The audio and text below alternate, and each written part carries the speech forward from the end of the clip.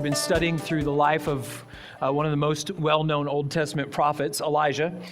And we titled the series Ordinary Me, which, to be honest with you, the further that we get into the series, the more that title doesn't really seem to stick. It doesn't seem to make sense. When you think about everything that Elijah has been through and what he's done, it's like, okay, this is not ordinary. I mean, he's confronted a king with an evil king with an evil queen who's led an evil religion. He prayed. It doesn't rain. For 3.5 years, no rain. He's fed by birds in a valley at one point. He then goes to a Gentile country where he's fed by a widow in the middle of a drought and a famine. Which is just, again, I won't rehash how crazy that is, but you've got to just know that when he shows up, the widow has only enough food to eat for her and her son to eat and then die. And then God says through Elijah, no, he's going to provide supernaturally. You just got to trust him and Elijah says, make me some food, and then he's just going to keep providing for you until it rains. And for a year, at least a year, God keeps providing more and more and more food. And then Elijah goes back and he actually before that, we didn't study this part of it. But right after that widow's son, he dies. He gets sick, he dies. And Elijah prays and God raises the boy from the dead. Then he goes and he confronts Ahab again, and there's a competition, we looked at it last week, between the prophets of Baal, the false religion of Jezebel, and Yahweh. And the deal is that each of them, the 450 prophets of Baal and Elijah, are going to set up an altar, they're going to put the wood on it, they'll put the sacrifice on it, but they can't light the wood. The God who lights the fire ultimately is the God who's real. And so the prophets of Baal go all day long and they're praying and nothing happens. And then Elijah gets up and he has them put water all over it. 3 times, 4 bucketfuls of water on it. They dig a trench around it. It fills the trench, soaks the sacrifice, soaks the wood, and then Elijah prays, and fire comes down from heaven, consumes the sacrifice, the wood, the stones, the dust, and the water, all in a moment. I mean, it's this intense, powerful moment. And just stop for a moment and think about that. How many people do you know check a single box on that list of things? Oh, yeah, I was fed by birds the other day. That was me. Or, I know somebody last week who prayed and somebody was raised from the dead, right? I mean, none of these are ordinary things. No one would naturally come to the conclusion that James comes to when he says, here is Elijah who is a nature like ours. No one would naturally at this point come to that conclusion. But then we come to 1 Kings chapter 19. And to me, this is where we get to see a person who's just like us. And let me just set the stage for you. So Elijah has just prayed, fire comes down, consumes the sacrifice. The people of Israel fall on their faces before God. They say, the Lord, he is God. And then Elijah has them grab the 450 prophets of Baal, the false prophets, and they're all killed. And then he goes to Ahab, and he says to Ahab, it's going to rain now. 3.5 years, no rain, but now it's going to rain. You better get back to Jezreel where Jezebel is before it starts raining. And then Elijah basically tucks in his robes and goes for a run. And he runs ahead of Ahab and gets back to Jezreel where Jezebel is and waits for Ahab to show up. And the question you've got to ask is why, if you're Elijah, why would you run to Jezreel? Why would you even go there? Because Jezebel already hates you. She worships a God that you have just proven to be false. Then you've killed her prophets. She would have nothing less than to end your life, and you show up outside of her door. Why would you go there? And the answer in my mind is that he goes back there because he thinks the battle's over. I mean, they just had the showdown. Baal didn't show up because he's not real. God shows up. The people fall in worship. Ahab was there. He gets to see it all firsthand. And I think Elijah shows up outside of Jezebel's door with the thinking that one of 3 things is going to happen. Either 1, Ahab and Jezebel are leaving. They're going to run away because their God just was proven to be false. Or 2, maybe Jezebel and Ahab repent.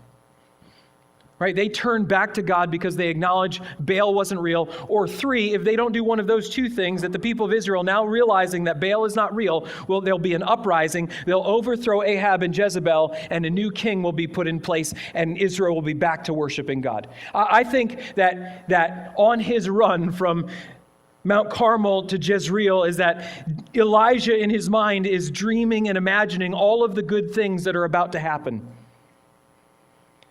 There's probably a bit of some pretty big confidence in his running. When he shows up, there's probably kind of a little bit of a hitch in his step because he is feeling so sure of himself because the battle is now over. Ahab, though, at the beginning of 1 Kings 19, comes back to Jezreel. He shows up, goes to Jezebel, and tells her everything that's happened. And Jezebel sends a message out to Elijah, and it's exactly the opposite of what Elijah was expecting. The message is basically this. Jezebel says, if I don't kill you within 24 hours, somebody better have killed me. And it's like a breaking point for Elijah.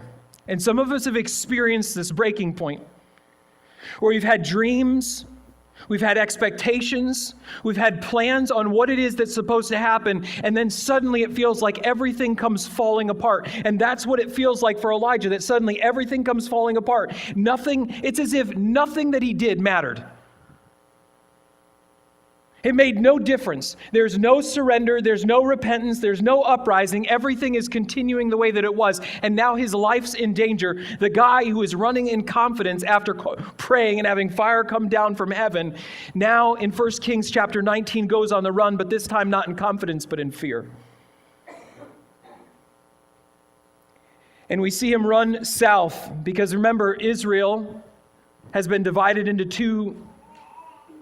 It's a divided kingdom. There's the northern kingdom of Israel and the southern kingdom of Judah.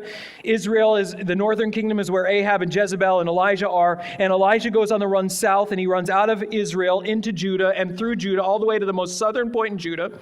He gets to the southern point of Judah, and he has a servant with him that he leaves there. But then he keeps running, 280 miles. Elijah goes on the run. Straight out of Judah, through the wilderness, all the way down to a place called Mount Horeb, which is also known as the Mountain of God. It's one of the most significant places in all of the Old Testament. In fact, there are 63 chapters in the Old Testament devoted to this one location. But Elijah doesn't just go to the mountain. Elijah gets to the mountain, and he finds a cave, and he goes inside, and he hides. And see, this is where I think we see someone who every single person in the room can relate to. I can relate to him. Every single one of us has been in that cave, not in that physical location. The cave is more than a physical location. The cave is a place of emotional and spiritual giving up. It's a place where discouragement becomes your identity. You don't just feel discouraged, you live discouraged. That's what the cave represents in this moment. It's a place where your dreams have died. It's a place where you had all these plans and expectations and everything comes falling down on you. And you look at your past, and you look at that past, and looking at that, the reflection that comes back to you is one where you see yourself as a failure. But you don't just look at your past, it's the place where you look to your future. You see yourself as a failure looking back, and you see yourself in the future as hopeless. There's no point for you to keep trying. There's no point for you to keep working because you failed in the past, and guess what? You're going to keep failing in the future. And so you give up, you throw in the towel, and you go, there's no point. Some of us have felt this. We've been in this cave in our parenting. Some of us in the room, our kids have grown up and they're out of the house, and we had dreams and expectations of what that would look like when they got older. And maybe all of those dreams and all of those plans and all of those expectations have come crashing down. Maybe your kids don't even want anything to do with you anymore. But maybe bigger picture, they want nothing to do with God. And you look in the mirror at all of that and you go, I failed. Some of us have younger kids, and we showed up to the parenting scene thinking that we would be better. We'd have it figured out. Our parents didn't really know what they were doing, but we'll get it better. And maybe you've read book after book after book on parenting, and you had all of these plans and expectations of how perfect your children would be. And now here you are, and you tell your kids to do things, and they disobey, and they talk back, and they do things that they're not supposed to do, not just in private, but in public. And not only do they have problems, but you realize how difficult it is for you because you get angry, you get upset, you get frustrated, you have a short fuse, and you look in the mirror at all of that and you go, I'm a failure, I just can't seem to do it. And you look to the future and you go, I'm hopeless, there's no way that I'll ever get this figured out, I don't know what I'm doing. Some of us feel this way in our work. We had plans and ideas. We had expectations of what was going to happen and what we were going to do with our lives, and it's come crashing down on us. Some of us feel it in our relationship with God,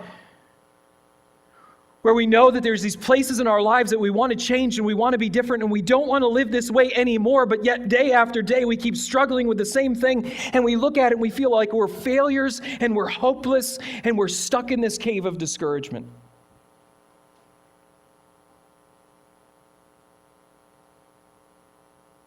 I can relate to it. Elijah, that's exactly where he is, and I think probably every single person in this room knows what it is to be in that cave. In fact, I think some of us right now are in that cave today, that we are in that place where discouragement isn't just a feeling that we've had, but it's actually defining our existence. And there's a massive difference between those two things. It's one thing for it to pass through your life. It's another thing for it to actually take control of who you are. And there's three things that we're going to look at in Elijah this morning. Number one, and each one of these points is it's given in the form of a question. We're going to talk about how we get in the cave, and how we get there is really important for us to talk about, because I think when we get in the cave, one of the biggest problems is our thinking gets distorted, which we'll talk about, and we get confused as to how we got to where we are in that cave. And we need to get clear if we're going to actually get out of the cave. The second thing that we're going to look at is what actually keeps us stuck in the cave. It's one thing, again, to experience discouragement. It's another thing to choose to live there. And there are lots of people who actually choose to stay in the cave. And the question is, why would you choose to stay there? And when you stay there, get this, you don't just stay, it gets worse. When you stay, it always gets worse. It never stays where it's at. It doesn't get better when you stay in the cave. The cave of discouragement has no back or end to it. It just keeps going deeper and deeper and deeper. So what makes us stay? And then the third thing is, how do we get out? Because here's what you need to realize. You were not made for that cave, and that cave was never meant for you. God shows up and he meets Elijah in the cave, and that's exactly what he says to him. You weren't intended for this place, and you need to get out. And the question is, okay, so if I'm living in that place of discouragement, if that's going on in my life, and even if you're not now, you will find yourself facing that cave someday. When you get there, what do you do? How do you actually get out of the cave? And that's ultimately where we're driving to this morning. All right, so would you stand with me? Let me pray for us. And then let's read this passage together. Father God, as we come to this very relevant subject, one that, again, we can all relate to, and we see how ordinary Elijah is because, again, we've been there ourselves. We know what it's like. Somebody who at this point up to this point in time has seemed like such a superhero suddenly is on the run and scared and hiding in a cave. Lord, I pray as we go through this passage that you would teach us, that we would not just see Elijah, but we would see ourselves, and not just see ourselves, but we would ultimately see you and your purposes and plans for our lives, that you, God, want to lead us out of this cave of discouragement, and you want to set us free. Not that we'll never feel discouraged at times in our lives, but you've not designed us to be ruled by that discouragement. When we are ruled by discouragement, we have missed reality. But that's hard to see in the cave. And so, God, for those who are in the cave today, I pray that you would do work in their hearts, that they would know that there is no judgment here and that there is no condemnation, but there is love and a desire to see us walk in the freedom that you've intended us for, to live the life that you've actually called us to, just like Elijah. So, Lord, bless this morning, bless our time as we come to your word. In Jesus' name, amen. We're going to start in verse 9. There he came to a cave and lodged in it. And behold, the word of the Lord came to him, and he said to him, "What are you doing here, Elijah?" He said, "I've been very jealous for the Lord, the God of hosts, for the people of Israel have forsaken your covenant, thrown down your altars, and killed your prophets with the sword. And I, even I only, am left, and they seek my life to take it away." And he said, "Go out and stand on the mountain before the Lord." And behold, the Lord passed by, and a great and strong wind tore the mountains and broke in pieces the rocks before the Lord. But the Lord was not in the wind. And after the wind, an earthquake, but the Lord was not in the earthquake. And after the earthquake, a fire, but the Lord was not in the fire. And after the fire, the sound of a low whisper. And when Elijah heard it, he wrapped his face in his cloak and went out and stood at the entrance of the cave. And behold, there came a voice to him and said, "What are you doing here, Elijah?" He said, "I've been very jealous for the Lord, the God of hosts, for the people of Israel have forsaken your covenant, thrown down your altars, and killed your prophets with the sword. And I, even I, only am left, and they seek my life to take it away." And the Lord said to him, "Go, return on the way to the wilderness of Damascus, and when you arrive, you shall anoint Hazael to be king of Syria, and Jehu the son of Nimshi you shall anoint to be king over Israel, and Elisha the son of Shaphat of Abel-Meholah you shall anoint to be prophet in your place. And the one who escapes from the sword of Hazael shall Jehu put to death, and the one who escapes from the sword of Jehu shall Elisha put to death. Yet I will leave 7,000 in Israel, all the knees that have not bowed to Baal, and every mouth that has not kissed him." So he departed from there. This is God's word. You can go ahead and be seated. So I've got 3 points for you, and I'm going to move somewhat efficiently through these points with you because there's just a lot for us to talk about. And they're each in the form of a question. The first question is this: how do we get stuck in the cave of discouragement? And this is a very, very important question. Because like I said, and we'll talk about this under point 2, one of the primary problems in the cave of discouragement is distorted thinking. Our thinking gets very unclear and we get very confused. And when it comes to this question, we have a tendency to answer it in a way that's not helpful. In a way that actually keeps us in the cave. Elijah comes to God, and here's Elijah. He's in the cave, and God comes to him and says, "What are you doing here, Elijah?" Now, the here isn't just location, though it certainly deals with location. Why are you here in this cave instead of back in Israel where you're supposed to be a prophet? Definitely. But it's not just here in location. God is asking him, why are you here living in the darkness of discouragement? Why are you allowing this discouragement to control your existence right now? Elijah, why are you here? Now, let's just think about this for a moment. Why does God ask Elijah that question? It's not because God needs an answer. It's not like Elijah prayed, fire rained down from heaven, and God goes, "Done, let me go and focus over here on this situation while Elijah finishes up over there." And then he turns around and Elijah's gone, and God's going, "Where did Elijah go?" And finally he finds him in this cave at Mount Horeb, and he's going, "How did you get here? Well, what are you doing in this cave?" God doesn't need an answer because God already knows the answer, which means God's not asking the question for his sake. Whose sake is he asking the question for? Elijah's. Because he's saying, Elijah, you need to stop and you need to think.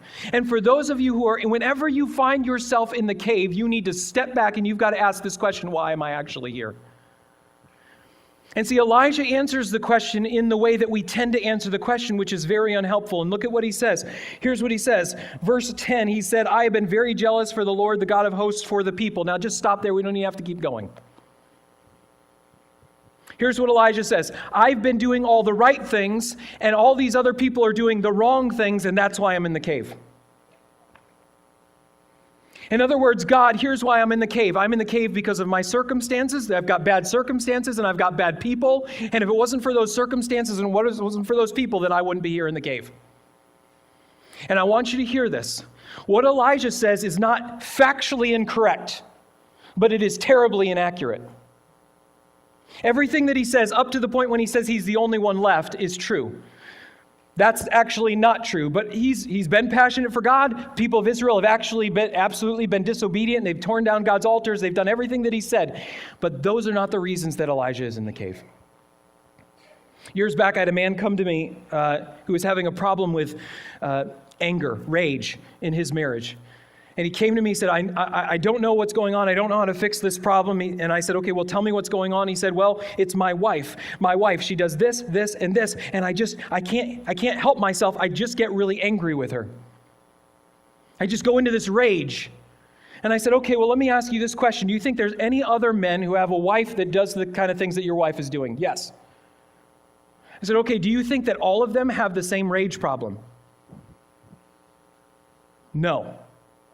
I said, "So here's what that tells me. The problem is not your wife." And I know this isn't very fun to hear, but I just want you've got to hear it. And if you don't want to hear it, that's up to you. But this is the reality. The problem is not your wife. The problem is you and the way that you're responding to her. And when you get stuck in the cave, when Elijah finds himself in the cave, is it true that he's got bad circumstances? Yes. Is it true that there's bad people that are in his life? Yes. All of those things are true. You can't control your circumstances. You can't control people. But what's the one thing that you can absolutely control? Your response to it. And see, you're responsible. That's what you're not responsible for other people. You're not responsible for those circumstances. You are responsible for the way that you respond to it. And the reason Elijah's in the cave is because of his poor response to those circumstances. Mark Job has a great book called Unstuck. It's only about this one chapter. And I would just encourage you, go buy it, go read it. It's worth it. In this book, he writes this. He says, as a father, you're not responsible for the rebellious attitudes of your teenage son, but you are responsible for your harshness and anger toward him. As a wife, you're not responsible for the insensitivity and thoughtlessness of your husband, but you are responsible for the bitterness and resentment you allow to grow in your heart. As a daughter-in-law, you're not responsible for the controlling insecurity of your mother-in-law, but you are responsible for how you allow anger to influence your reactions. As a college student, you are not responsible for the nasty divorce your parents are going through, but you are responsible for the lack of forgiveness you allow to invade your life. Elijah could not be held responsible for the spiritual hardness and falling away of Israel, but he was responsible for giving up hope and no longer trusting God in the crisis. Why did Elijah end up in the cave? Because at that breaking point, at that moment, he went from fixing his eyes on God and trusting in him to taking his eyes off of God. He stopped trusting in God in that moment. That's why he went on the run. And that's why he ended up in the cave. Because here's what happens. When you take your eyes off of God, you will fix them on something else, usually people and circumstances. And here's what happens. People and circumstances get bigger, God gets smaller, and your identity gets twisted. When you take your eyes off of God in the middle of difficult circumstances, those things and those people will always get bigger to the point where you go, I can't do this. It's impossible. It's way too big for me. God gets smaller to the point that you go, he'll never help me. He won't show up. He's not going to take care of me. And your identity gets twisted and warped, which is exactly what happens to Elijah. Suddenly Jezebel says, I'm going to kill you. The man of great faith suddenly goes to great fear. Jezebel has become huge, God has become small, and he's on the run, and his identity has gotten twisted. And listen, you can see it in his response that we read in verse 10, but let me take you just a little bit back into verse 4. We didn't read this, but on the journey between Jezreel and the wilderness, he ends up under a tree, and he lays down and he prays. Not really the kind of prayer that he's prayed up to this point. But here's his prayer. It's at the end of verse 4. Look at it. It's right where it says, it is enough. Here's what he says. Look at it. He says, it is enough now, O Lord, take away my life, for I am no better than my fathers. Elijah lays down on the ground and he prays and he says, God, kill me. It would be better if I were dead. Why?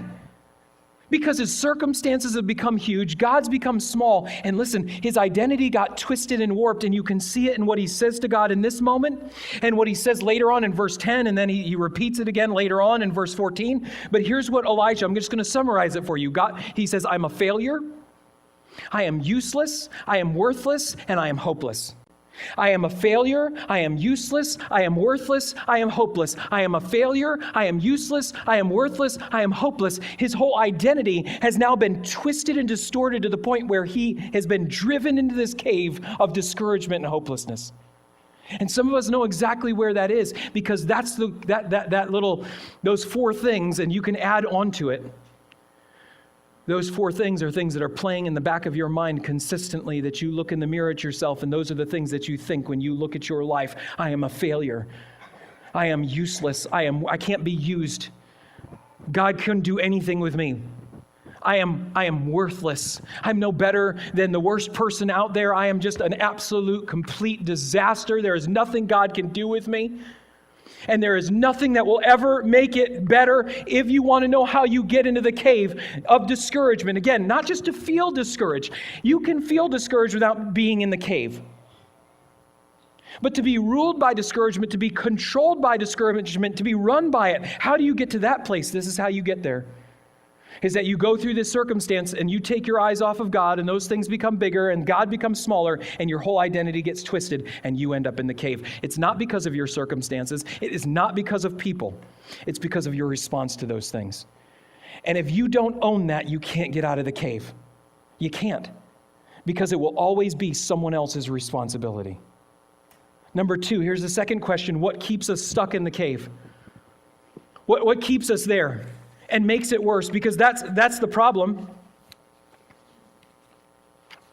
That's what happens with Elijah, because God comes to Elijah, right? He says, why are you here? And Elijah gives the response as to why he's here. And then verse 11, God says, go out and stand on the mountain before the Lord. Now stop for a moment before we get to the wind and the earthquake and the fire and the still small voice. What does Elijah do in that moment? See, we're so excited to getting to the still small voice that we miss what Elijah does in response to God's command to get up and get out of the cave. Because here's what Elijah does. Nothing. God says, get up off of your rear end and walk out onto the mountain. You're here in this cave. The cave wasn't made for you, and you weren't made for the cave. Get up and get out. And Elijah doesn't say anything, and he doesn't do anything. He just stays exactly where he is. Which, think about that for a moment. What would keep you in that cave? Why would you choose to stay there? Now, I'll just be honest with you. I have a problem with claustrophobia. I had a bad experience when I was younger, and it still sticks with me to this day. I got put into a very small, tight location, and it was half filled with water, and I couldn't get out. And I don't like caves. But we decided to go on a trip, and we went to Kentucky where they had mammoth caves. Anybody ever been to mammoth caves? A few of you? Okay, so I wasn't really thinking about the caves until we got to the caves and they open a door. There's a door that keeps the outside air from getting in. And you go down these stairs, and then they close the door, and there's these walls on both sides of you, and they're going, just so you know, there's tight spaces where you're going to have to squeeze through, and it's going to be a little close and a little cramped, but it's going to be great. And I'm standing, and Sarah's right in front of me, and I lean over and I go, I don't think I can do this. And seriously, I was ready to go back up out the door, but then I was like, well, I can't do that. That's going to be too weak. We're going to go ahead and do this. But I want you to imagine, this goes way down underground. Imagine that as you're in the cave, that a great wind is raging on the outside of it, so much so that rocks are falling down around the outside of the cave. Are you going to stay inside the cave? There's going to be an avalanche. It's going to close you in. You'll be stuck in the cave the rest of your life. Or how about this? If there's an earthquake, now rocks are falling inside of the cave. What in the world would keep anybody in their right mind from running out of the cave? But Elijah doesn't move. Then there's a fire, right? This is like Mordor. If you've ever seen Lord of the Rings, you know what I'm talking about. It's volcanic. If you don't know, then you have no idea. But it's like volcanic activity. And he doesn't move. He stays inside of the cave. Why would you choose to stay there? Listen. When you get into the cave of discouragement, there are lots of times that we will choose to do things that will not only perpetuate, but they will magnify the problem. We get into the cave of discouragement and we make silly choices that keep us exactly where we don't want to be. They keep us stuck. And let me just give you 4 things. And I'm actually going to give you in your notes, the third thing is first, because to me it's actually the ultimate before we get to the other 3, okay? So the third thing, and don't worry about this in the notes. I know I'm throwing you all off. It's my bad, okay? So they know what they're doing. I don't. Point number 3, here's what it is. Distorted thinking will keep you stuck in the cave. Distorted thinking. Mark Job, in the same book, he writes this. He said, distorted thinking is like a bad recording that plays over and over in our heads, convincing us of a false reality. Eventually, that distorted message shapes and defines the way we see our world. Those messages in our head repeat lies about our identity and destiny. Distorted thinking inevitably drives us to missteps that only perpetuate our state of being stuck. Like insects trapped in the sticky web of a hungry spider, the more we struggle to escape, the more entangled we become. And listen, I could go through all of the places that we see Elijah's distorted thinking. Like, for example, when he says he wants to die, no, he doesn't. And you know how I know he doesn't want to die? Because when Jezebel says, I want to kill you, what does he do? He runs. If you really want to die, you didn't really have to go very far. Or how about when he says, there's nobody left, I'm the only one? Do you know Elijah actually knows that's not true? And I'll show it to you in just a moment. He knows it's not true. His thinking has become distorted and warped, particularly in his identity of himself, and he's got that tape playing in the back of his head. I'm a failure, I'm worthless, I'm hopeless, I'm useless, I'm a failure, I'm worthless, I'm hopeless, I'm useless. See, you have this thing playing in the back of your head, and I know you do because I've got it there too. And distorted thinking are these lies that are playing in the back of your head, and they're telling you all of these things that are not reality. And if you don't deal with those lies with the truth, here's what they do. They only perpetuate and magnify the problem. They will keep you stuck in the cave, which is exactly why Elijah doesn't get up. Number 2, isolation will keep you stuck in the cave. Elijah, as he's on the run, we find out for the first time that he's got a servant that's been traveling with him. When he gets to the southern point of Judah, it says that he leaves him and goes off on his own. Why does he do that? You want to know why? Because everybody in the room, your tendency when you get discouraged is to shut everybody else out. It's to isolate yourself. Say, I'm not talking to you. I don't want anybody around me. I'm going to cut you all off. I don't want to be around you. And it's probably one of the worst things you can do. Why? Two reasons. First of all, because your thinking is distorted. And second, when you're alone, who's talking to you? You are. You are. I think it's Ben Harper, Charlie Musselwhite, on his blues album. He has a line in one of the songs that says, "Be careful talking to yourself because you might be listening." And the fact is, you're always talking to yourself, and you tend to be listening. And when you're by yourself, here's Elijah walking through the wilderness on a trip that should have taken less than 20 days. It takes 40 days.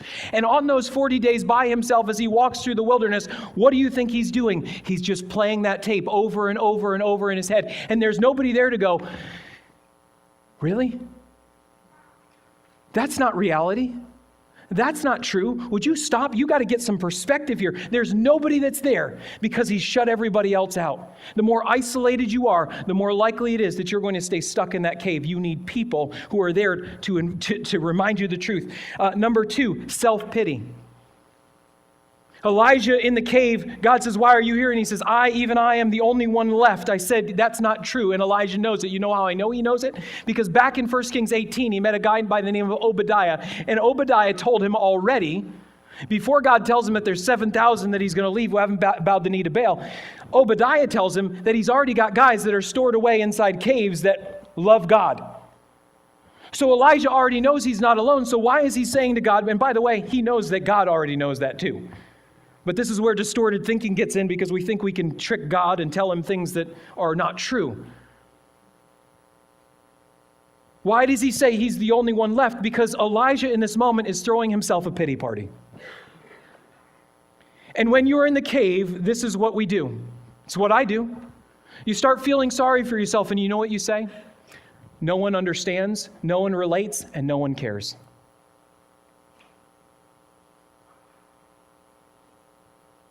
No one understands, no one can relate, and no one cares. I'm the only one who is going through this. I'm the only one. And you know what? It's not true. Again, it's distorted thinking. It's not reality. But every time someone comes to me for counseling, whether it's in their marriage or in their own personal life or in their work or wherever it is, when they come in, walking in that darkness of the cave of discouragement, this is one of the big things that they come in with, going, no one else understands, no one cares.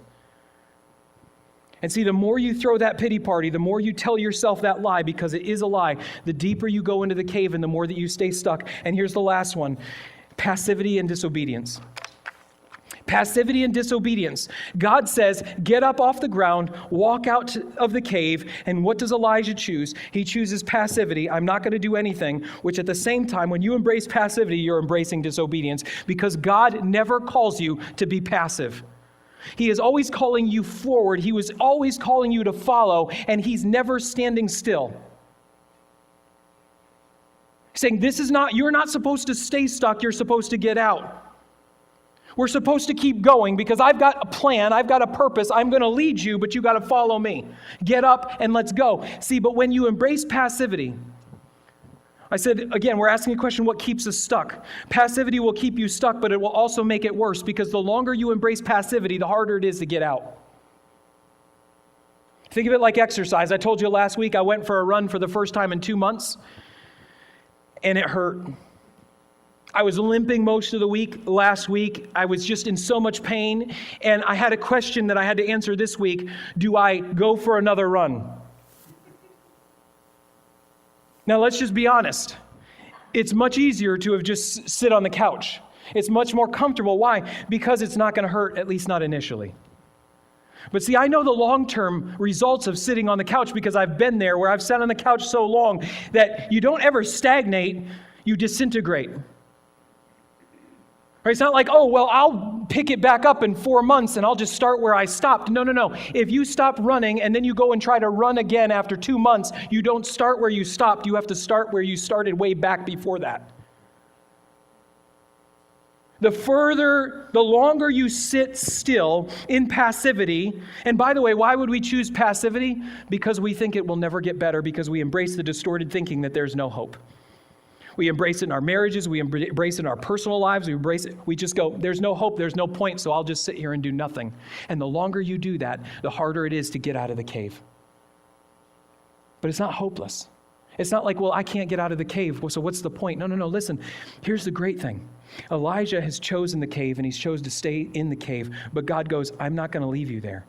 Why does he send a wind? Why does he send an earthquake? Why does he send a fire? I think that part of what's happening in that moment is God is going, here, if you're not going to choose on your own to get out, let me help you. Let me shake your life a little bit because you're not made to stay in here. I want you to get out because this is not where you're supposed to be. I want to lead you out of here. And so the last question is this: how do we get out of the cave? How can you get out of the cave of discouragement where you are living under that cloud and it's controlling you? Now I'm going to move through these somewhat quickly. You have to dig through them yourself later on. I could spend lots of time talking about every single one of these, but I'm not going to. Because I'm not allowed to. No, I'm just kidding. 7 things. Here's number 1. You've got to start with giving thanks. This is the place I start with every single person who finds themselves in the cave, because it's one of the first things to go when you're walking into the cave.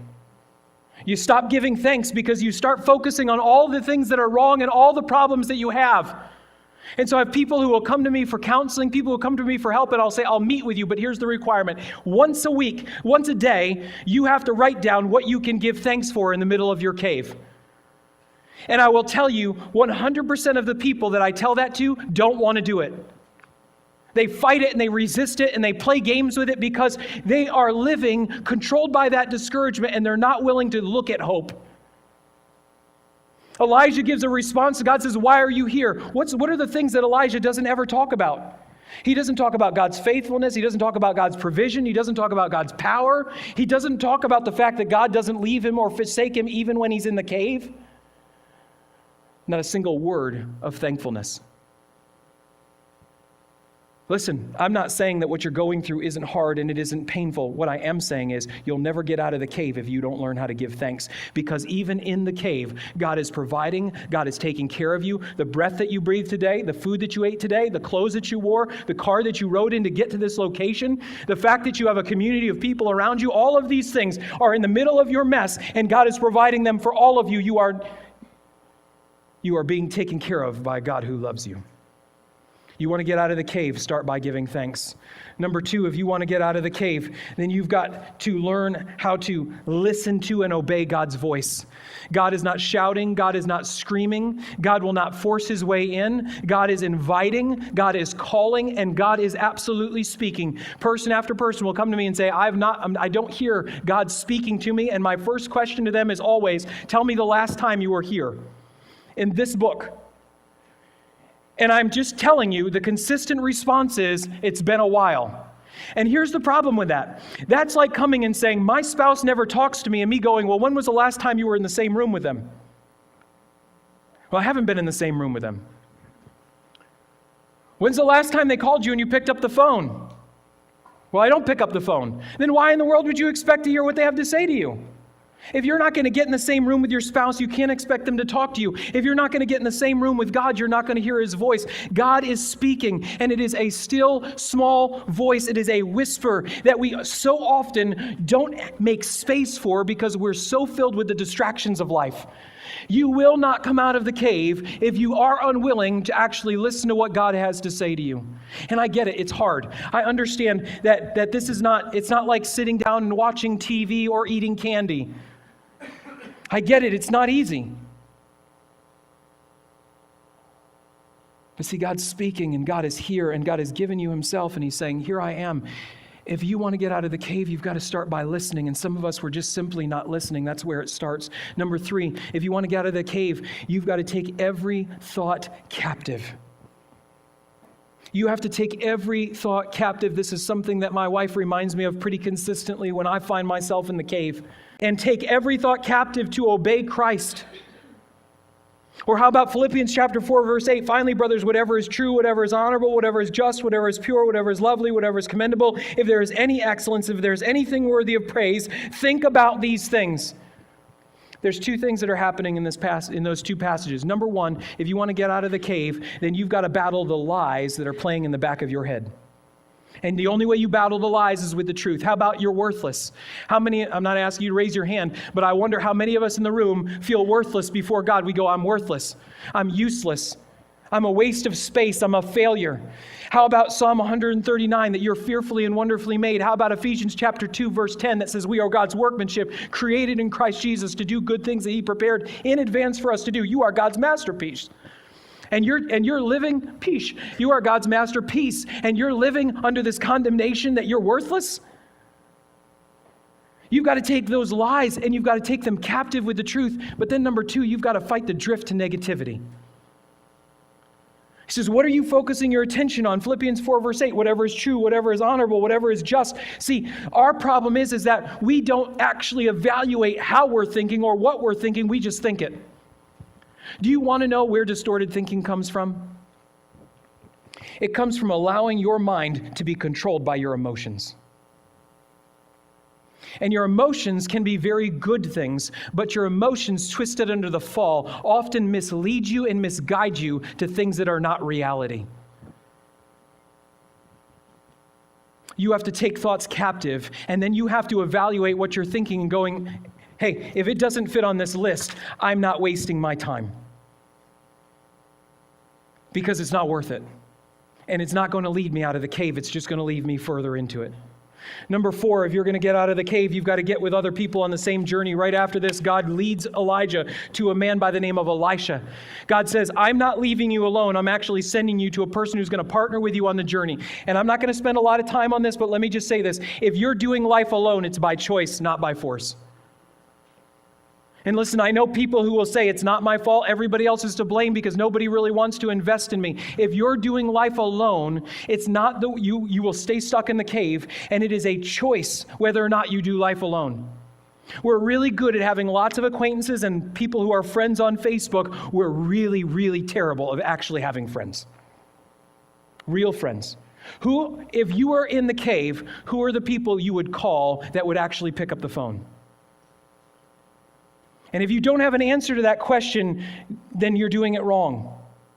And we're doing it wrong, and that's got to be changed. You need people in your life who are actually on the journey with you. That's why we do things, and they're only there to facilitate relationships. Things like life groups, connecting groups, men's ministry, women's ministry. All they are tools to provide you the context to develop those kind of relationships, but you have to choose to do it. Number 5, you need to go on mission.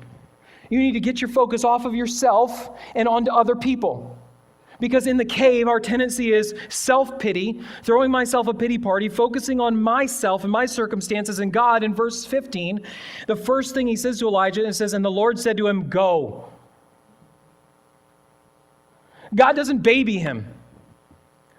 God doesn't go, oh my goodness, Elijah, I am so sorry. God says, you know what you need to do? You need to get up and you need to get back on the mission. And I'm not trying to be harsh. Look, I've been through depression. I've been in my caves. And quite frankly, I've been fighting going into the cave myself in recent weeks. So this isn't me getting up here going, what's your problem? These are the messages that I need to hear as much as you do, but we need to hear the truth, not just nice things. And so often we get in the cave because we're so consumed with ourselves and we're unwilling to actually focus on anyone else. You know, one of the things that my wife did for me when I was in my deepest, darkest cave, when I said, I don't want to be around people, I'm just going to pull the blankets up over my head. She said, you know what we're going to do? I'm going to schedule things that we're going to go out and do. And we're going to be around people and we're going to be with friends and we're going to do fun things. And I don't care if you don't like it, we're going. Because that's what you need.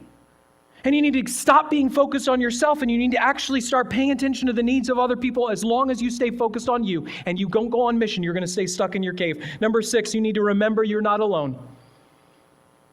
He says to Elijah, you've got 7,000 people who've never bowed the knee to Baal, but understand, as wonderful as that is, as wonderful as that you're in a room with people who love God and are following after Him, here's the far greater comfort that we have in the midst of our cave. You are not alone because God has never left you. It doesn't matter how deep you are in the cave. It doesn't matter how much you've given up and thrown in the towel, how discouraged you are. Never once do we see God going, yeah, I'm done. Oh, Elijah, you're not going to get up out of you're going to go on the run for 280 miles and you're not going to be back where you're supposed to be. I'm done. Oh, you're in the cave and you're not going to come out. Yeah, I'm finished. God keeps pursuing. God stays with him even in the cave. God is speaking to him. And I want you to hear this. In the middle of your discouragement, in the middle of your cave right now, you have a God who is not only with you, but He understands.